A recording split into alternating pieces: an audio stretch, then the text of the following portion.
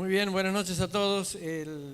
Estamos empezando esta serie, o mejor dicho, ya empezamos el domingo pasado y estuvimos viendo la introducción. Este libro elegido es una carta corta del Nuevo Testamento que es Filipenses. Esta es la primera diapositiva que pasamos el domingo pasado, como para poner ahí a tono lo que no pudieron estar. Y porque vimos solamente la introducción, no entramos en el libro, y está basada en Hechos 15 y Hechos 16, que nos vamos a repasar ahora. Simplemente le quería mostrar a través de la imagen que vimos que Hechos 15 muestra un concilio que hubo, el primer concilio que hubo en la iglesia, se llama Concilio de Jerusalén, Hechos 15, para que las iglesias se pongan de acuerdo, porque había muchas iglesias que tenían judíos cristianos convertidos y otras tenían mayoría de gentiles. Había un problema entre ellos. Se reunieron todos y llamaron a Pablo, llamaron a Bernabé, estaban todos los líderes de la iglesia ahí reunidos y llegaron a una conclusión muy importante que debía ser transmitida a todas las iglesias que se habían fundado, especialmente por Pablo en el primer viaje misionero. Y así es que Pablo salió a compartir la resolución. Se juntaron en Antioquía, al norte ahí de Jerusalén, si lo pueden ver en la imagen, dice Antioquía. Y luego de ahí Pablo se fue a visitar a las iglesias en el Asia Menor. Pero queriendo hacerlo, recibió una visión de un varón macedonio, ahí en Hechos 16, que el deseo de Dios no era de que él vuelva a visitar a las iglesias, sino que pase y salga de Asia y vaya para Europa. Quería evangelizar Europa, y así es como pasó, cruzó el mar que hay ahí, pasó a Grecia, en la parte norte, que se llama Macedonia, en la parte del sur se llama Acaya, y ahí de a 16 kilómetros de Neápolis está la ciudad de Filipos, y ahí fue cuando predicaron el evangelio. Se convirtieron dos personas que son muy notorias ahí en la iglesia en Filipos. Lidia, una vendedora de telas de púrpura, ella era una empresaria que estaba ahí en ese lugar, y también un duro carcelero llamado, que no me acuerdo el nombre, pero era el duro carcelero. Y bueno, sobre ellos se fundó una iglesia hermosa que fue que acompañó a Pablo casi en todos los viajes que el apóstol tuvo, generosamente con su comunión y todo lo demás. Bueno, empezamos el libro de Filipenses, ahí se lo tienen en el capítulo 1. Quiero compartirles que hace tiempo yo usaba para mí y también en consejería, Filipenses, lo usaba para detectar debilidades y fortalezas en el carácter. Si ustedes lo quieren usar, y es porque en la iglesia de Filipos, que era una iglesia muy buena y muy piadosa, había pequeñas semillas que se estaban gestando y que después podían ser complicaciones en la iglesia y en los creyentes. De manera de que si alguno lo quiere ver así, en el capítulo 1 hay un conflicto con el propósito de Dios. En el capítulo 2 hay un conflicto con personas, relaciones interpersonales. Capítulo 3, un conflicto con las prioridades del creyente, y capítulo 4, un conflicto con los pensamientos. Bueno, pero no lo voy a ver así. Voy a tratar de ver lo que el Señor me ha mostrado, que creo que Pablo está queriendo remarcar en el capítulo 1, que es largo y no lo vamos a poder ver entero. Pero antes de eso, vamos a orar. Padre, queremos darte muchas gracias, Señor, al abrir este libro. Sabemos que va a ser de mucha bendición para nuestra vida. Señor, bendice tu palabra, tu bendita y santa palabra en el corazón de cada uno de los que están escuchando. Oramos en el nombre de Cristo Jesús. Amén. La palabra clave se llama, aquí en el texto, es discernimiento. ¿Para qué se usa el discernimiento? El discernimiento es para aprobar lo mejor. Eso es discernimiento, se llama juzgar, pero no en el sentido malo, sino en el sentido bueno. Con el discernimiento se toman las decisiones más importantes de la vida. Entonces, la primera pregunta sería, ¿cómo nosotros podríamos alcanzar este discernimiento? Entonces, quiero marcarles 3 cosas que están aquí en el texto, vamos a avanzar y que después vamos a ver, que son muy importantes para que cada uno de ustedes pueda estar evaluando en qué etapa del crecimiento para con el Señor se encuentran. La primera cosa que el apóstol Pablo va a remarcar en el capítulo 1 es amor que abunda. Sabía que los filipenses tenían mucho amor por Dios, por la obra y por Él. Pero Pablo dice que un creyente que crece comienza a abundar cada vez más en el amor. En este capítulo, 18 veces se menciona la palabra Jesucristo y 6 veces la palabra evangelio, ¿no? Porque Pablo dice, por vuestra comunión en el evangelio hasta el primer día de hoy. La palabra comunión, como muchas otras palabras en la Biblia, con el tiempo se han ido desvirtuando de lo que es el modelo bíblico a pasar a otra cosa. Satanás le encanta eso, cuando él reemplaza lo que una palabra bíblica verdaderamente significa por otra cosa, ¿no? Por ejemplo, la palabra comunión se acerca demasiado entre los creyentes a lo que es social, a la socialización. Alguien dice, tuvimos un momento de comunión, pero fueron a jugar al fútbol, ¿verdad? Pero usaron la palabra comunión. Dice, nos juntamos en una casa, comimos y charlamos. ¿Y qué hicieron? Es un momento de comunión. Está bárbaro, pero yo quisiera enseñarle que básicamente la palabra comunión significa la intervención directa de la palabra de Dios, ya sea en su forma formal, en un mensaje, o la edificación de los creyentes. No quiero decir que todo el tiempo esto lo abarque, pero debería tener un propósito definido, ¿no? Que este sea un tiempo también de edificación, porque eso es lo que significaba la palabra comunión. Y con esto ustedes pueden entender estos versículos donde dice, por vuestra comunión, desde el primer día que Pablo entró hasta el presente, ¿no?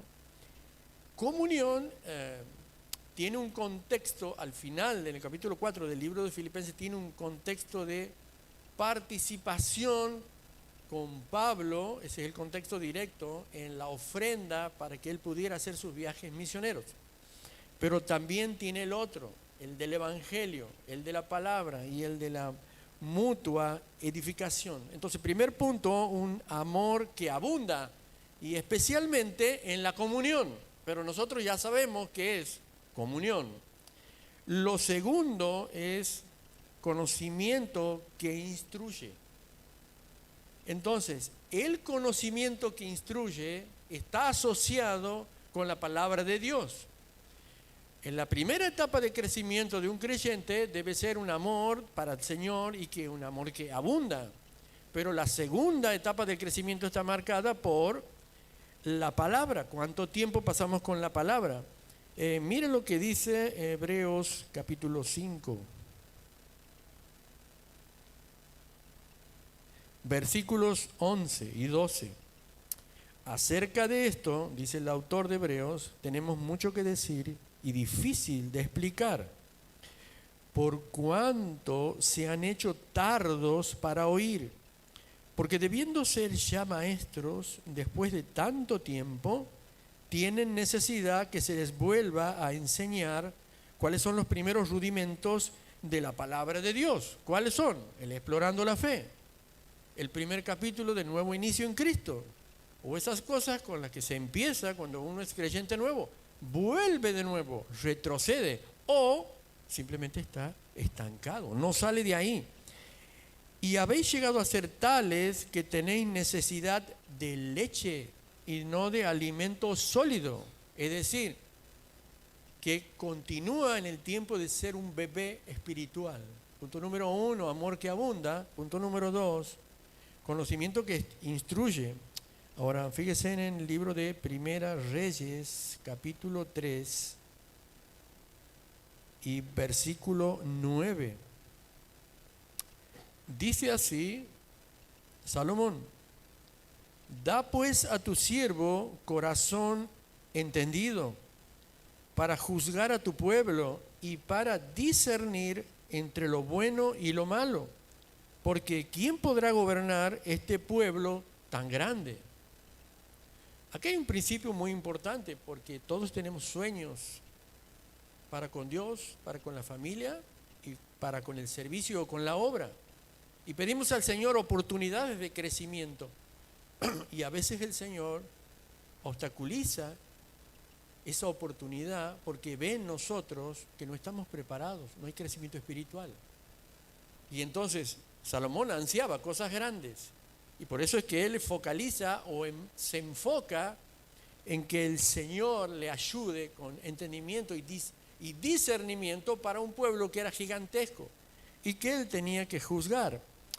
Un poquito más adelante, ahí me llama mucho la atención también, está en el libro de Crónicas. Y Primera de Crónicas, capítulo 12 y versículo 32. Estaban reclutando mucha gente para la guerra en Israel y un relevamiento. De aquí vienen tantos, de aquí vienen valientes, de aquí vienen guerreros, de aquí vienen. Pero cuando llega a los hijos de Isaacar, dice: de los hijos de Isaacar, 200 principales, entendidos en los tiempos, y miren, y que sabían lo que Israel debía hacer, y cuyo dicho seguían todos sus hermanos. Miren la importancia de discernir, de entender, de saber, de tomar decisiones. Punto número 1, un amor que abunda. Punto número 2, un conocimiento que instruye. Punto número 3,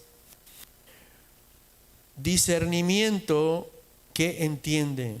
¿Sabe? El discernimiento está asociado en Filipenses capítulo 1 a tomar decisiones, valga la redundancia, que son difíciles de tomar.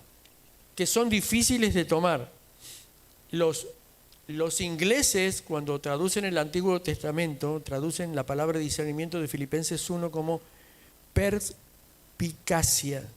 Perspicacia. ¿Saben qué es? Es la capacidad de ver detalles.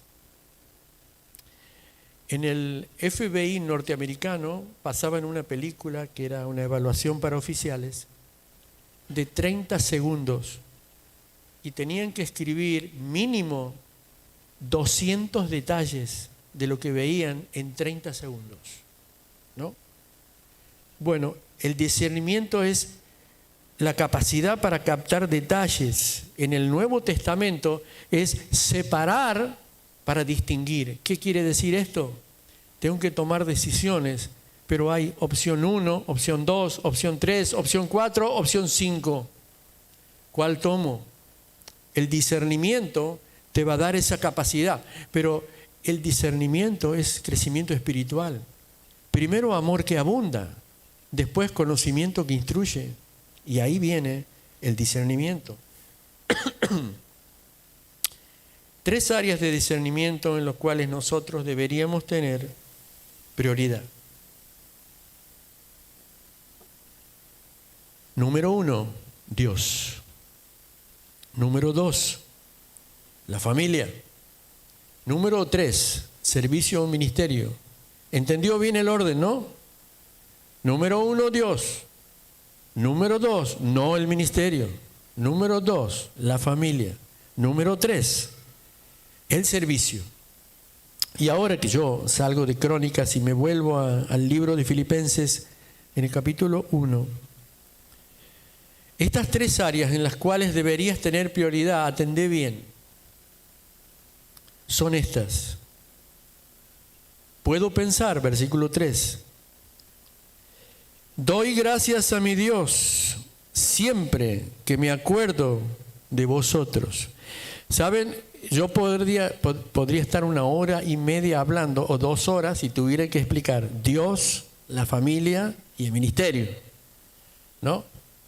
Y los creyentes no estamos preparados para mensajes de 1 hora y media, a pesar que tenemos una vez a la semana. Pero solamente me voy a enfocar en la familia y ustedes después enfóquense en los otros dos. Punto número 1, versículo 3. Puedo pensar, doy gracias a Dios siempre que me acuerdo de vosotros. Dice ahí, te tengo en mi pensamiento. Te tengo en mi pensamiento, en la familia. Fíjese, en Efesios 5:22, la prioridad de Cristo, ¿cuál era? Dice que después de glorificar al Padre, la prioridad de Dios de Jesús, fue su iglesia. La iglesia es el símbolo de la esposa, o la esposa de uno en la familia es el símbolo de la iglesia es el símbolo de la esposa, ¿qué no? Entonces, la prioridad para un esposo en la familia, ¿cuál es? Es su esposa, por la cual dice que el Señor amó y entregó. No son los hijos son importantes. Pero, punto número 1, cuando estoy analizando la familia, y versículo 3, el creyente, el esposo, debe decir a la esposa, te tengo en mi pensamiento. Estoy pensando, ¿de qué manera puedo ayudarte? ¿De qué manera puedo aliviar tu carga? Y la esposa lo mismo, de decir, te tengo en mi pensamiento. Y eso es lo que estaba expresando el Pablo en versículo 3, con respecto a la iglesia de Filipo. Los tengo en mis pensamientos. Toda la hora pienso en ustedes. Prioridad de crecimiento. La prioridad para el esposo es la esposa. Y la prioridad para la esposa es su esposo, de estar sujeto a su marido, como al Señor. Efesios 5:22. La segunda prioridad, versículo 7, Filipenses, dice, como me es justo sentir esto de todos vosotros, o cuanto tengo en el corazón, ¿verdad? Cuando en la familia uno dice, no solamente los tengo en la mente de estar pensando en ustedes, sino que son una parte importante y muy valiosa en mi corazón, porque los quiero, porque los amo y porque es una necesidad imperiosa para mí, porque así lo siento. Y este es un paralelismo que va trazando Pablo, lo que él iba sintiendo por la iglesia y lo que nosotros debemos sentir por Dios, por la familia y por el ministerio. Ocupan un lugar muy especial para mí. El versículo 9 dice así, y esto dice, pido en oración. Punto número 1, los tengo en mi pensamiento. Punto número 2, los tengo en mi corazón. Punto número 3, los tengo en mis oraciones. ¿Quieres encontrar un buen amigo? Un buen compañero espiritual. Es alguien que te tenga en su pensamiento. Es alguien que te tenga en su corazón. Es alguien que te tenga en sus oraciones. ¿Quieren encontrar un buen compañero las chicas? Un buen compañero las chicas. Una buena esposa, un buen esposo, es alguien que piense en todo momento en ti, que te tenga en su corazón y en su amor en todo momento, pero que también ore por tu vida. Entonces, versículo 9 puede entenderse bajo este concepto, porque dice Pablo, en esto pido en oración. Número 1, dice versículo 9, que vuestro amor abunde, de ahí lo sacamos. Número 2, y más en ciencia, eso significa conocimiento. Y luego dice, en todo conocimiento, eso significa discernimiento. Versículo 10, ya nos enseñó el pastor Freddy que no, que significa para qué, que no. Eso significa cuál es el propósito. ¿Cuál es el propósito, Pablo, de todos estos 9 versículos que estamos escuchando? Él dice, para que apruebes lo mejor, a fin de que seas sincero e irreprensible. discernimiento. La preocupación, ¿cuál es? Cuando no hay discernimiento, cuando no hay conocimiento, hay muy malas decisiones. Y no estás en capacidad de aprobar lo que la vida te propone o lo que Satanás te ataca. Ese es el problema de las malas decisiones. Bien. Filipenses capítulo 1, versículo 6. Parece como que estamos leyendo hebreo, ¿no? Vamos de izquierda a derecha, ¿no? No vamos avanzando, no vamos retrocediendo. 1:6. Y estando persuadido de esto, que el que comenzó en vosotros la buena obra la perfeccionará hasta el día de Jesucristo. Es un versículo muy conocido y una canción inmortalizada por Steve Green. Ustedes no lo conocen porque es un cantorcito muy viejito, ¿no? Steve Green, tremenda canción. Ahora, la gran pregunta que te tienes que hacer del texto es: ¿qué significa obra? ¿Qué significa obra? ¿Cómo yo puedo discernir esto? Esa es la pregunta. Entonces yo puedo decir en esta noche que hay dos maneras de entender la obra. O la entiendes por tu corazón, por tu humanismo, ¿no? Por tu percepción o por tu subjetividad, o la entiendes por la revelación de Dios. Hay dos maneras de decidir o de aprobar las cosas. O la entiendes por tu corazón, donde la palabra dice que el corazón es engañoso, o la entiendes por la revelación. ¿Qué quiero decir con revelación? Quiero decir con la palabra de Dios. Bueno, a ver si me puedo explicar con una ilustración y con la pregunta: ¿qué es la obra para vos? ¿Sabes? A veces la obra, tomando como una ilustración la iglesia, es venir a los días domingos, es socializar y ponerle pila para toda la semana y volver el domingo que viene a la reunión, y así sucesivamente durante todos los años. Ver la obra a través del corazón es: si alguien me pide algo para el ministerio, ¿recuerdan las prioridades? Dios, la familia, el servicio del ministerio. Si alguien me pide que haga algo, yo voy a ver cómo encaja en mi agenda. O sea que Dios está limitado a mi agenda. Si encaja en mi agenda, en mi tiempo laboral, en las cosas que yo tengo que hacer, entonces ahí voy a decidir si le voy a decir sí al Señor. Veo a través del corazón. También es que alguien puede llegar a pensar, dice: si yo estoy haciendo alguito en la obra de Dios, por favor, ni se les ocurra pedirme algo más. Ni se les ocurra, porque ya le estoy dando esto al Señor, ¿no? ¿Se dan cuenta? No estoy dispuesto a rendirme y a consagrarme para el Señor. Y hay un legado muy importante que nos han dejado los que nos han precedido, ¿no? Yo recuerdo haber estado 15 años, la mitad como miembro, la mitad como dirigiendo escuela dominical, levantándonos a las 8 de la mañana, a las 9 cena del Señor, a las 10 escuela dominical, hasta las 12:30, y de ahí a limpiar toda la iglesia durante 15 años, ¿no? Bueno, es feo a veces uno ponerse como referente y menos desde el púlpito, pero no es algo mío, es algo que yo lo vi, que hicieron los que estaban detrás mío, ¿no? Y a veces, ¿qué pasa? Un año tiene 55 domingos y a veces no queremos dedicar 5. 5 domingos porque alguien quiere poner un estudio bíblico y dice: el domingo. El domingo es para dormir.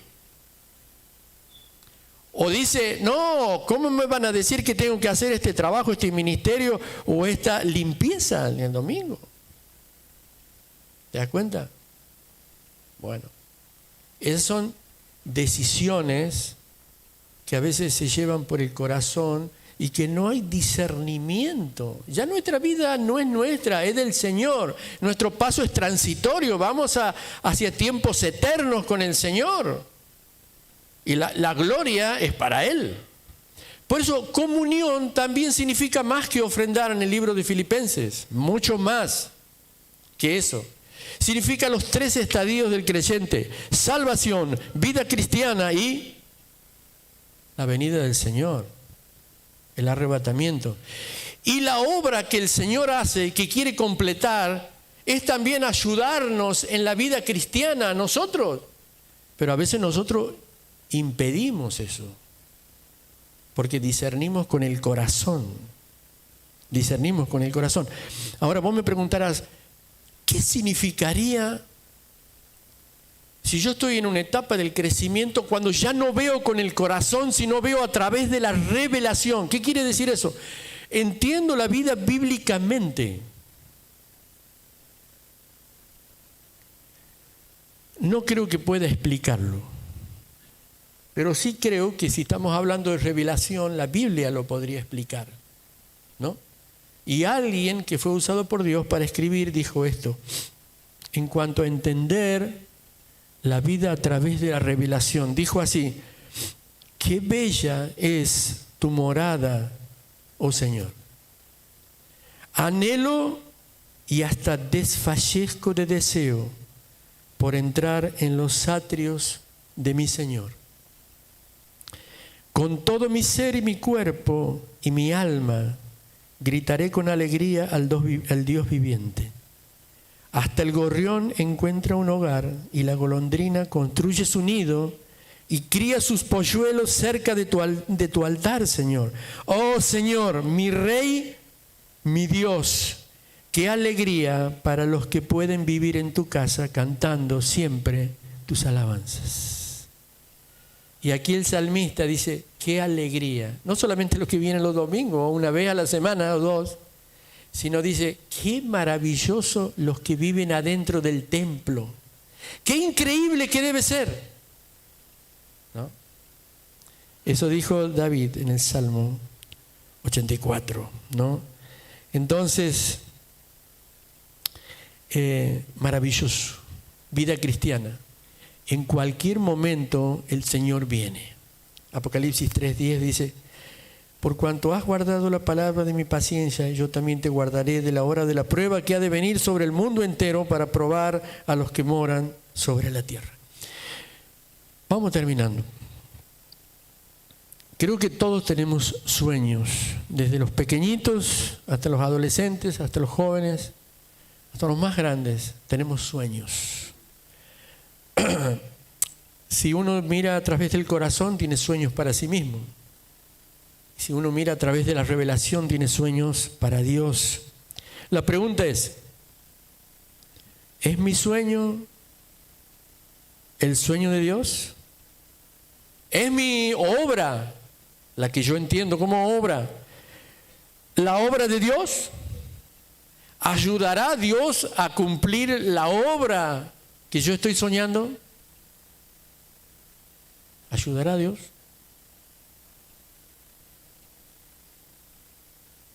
Es una gran pregunta. La gran pregunta es esta. También podría enfocarme en el matrimonio. ¿Mi matrimonio es el sueño de Dios o es mi sueño? Porque cuando estamos de novios o estamos a punto de ponernos de novios, soñamos con la casita, soñamos con la estabilidad laboral, soñamos con el autito, con el transporte, con la estabilidad de sueldos y todas esas cosas, y estamos más preocupados por esas cosas que por el matrimonio. Pero el sueño de Dios es el matrimonio, es la familia. El sueño de Dios es el amor que abunda, el conocimiento que instruye y la oración en el seno matrimonial que después va a ser familia. Ese es el sueño de Dios. Pero a veces nuestros sueños son otros. Por eso es que yo hago la pregunta. ¿Lo que estás viviendo es el sueño de Dios para tu vida? cuando vos leas, ¿no?, que dice, estando persuadido de esto, que Dios va a completar la obra, tienes que pensar bien en tu obra, en tu trabajo, en tu ministerio, en tu servicio, en tu relación con Dios, en tu familia, en la perspectiva que le estás dando a tu campo laboral, si es para el Señor.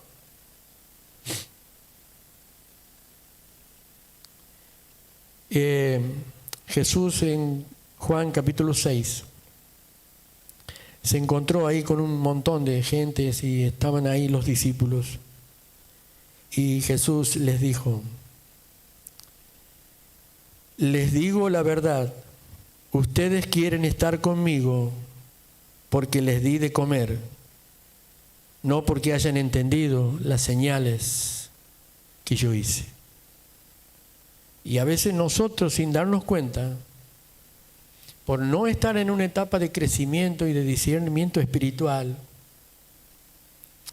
entendemos a Dios como alguien que necesariamente tiene que proveernos de todas las cosas.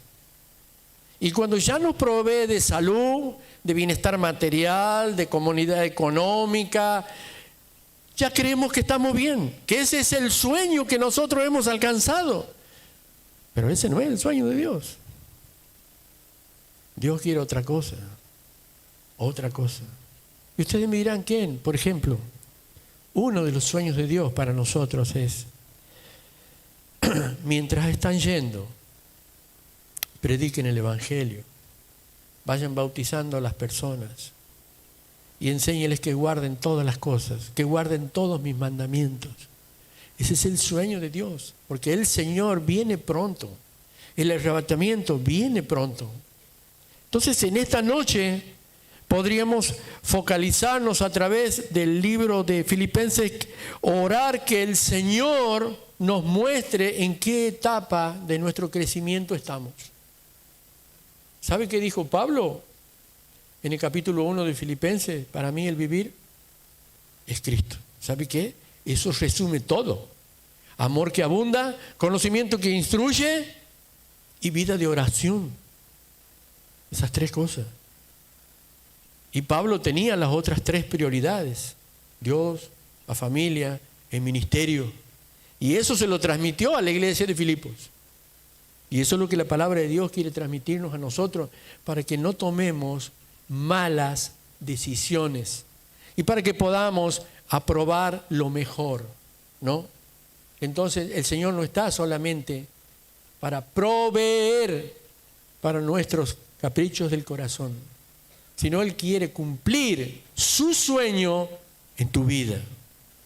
Crecimiento espiritual. El Señor viene pronto. Esta vida es muy, pero muy pasajera, pero la eternidad es la eternidad en la presencia de Dios. Padre, queremos agradecerte en esta noche algo muy pequeño y sencillo que hemos visto en este capítulo 1 del libro de Filipenses. El legado, Señor, que nos han dejado aquellos que nos han precedido. Que cada uno de nosotros en esta noche, de una manera sincera, pueda evaluar su vida espiritual. Si la obra que nosotros estamos haciendo, Señor, es tu sueño en nuestras vidas. Es el deseo que tú tienes para cada uno de nosotros. Deseo para solteros, deseo para casados, para esposos, para esposas.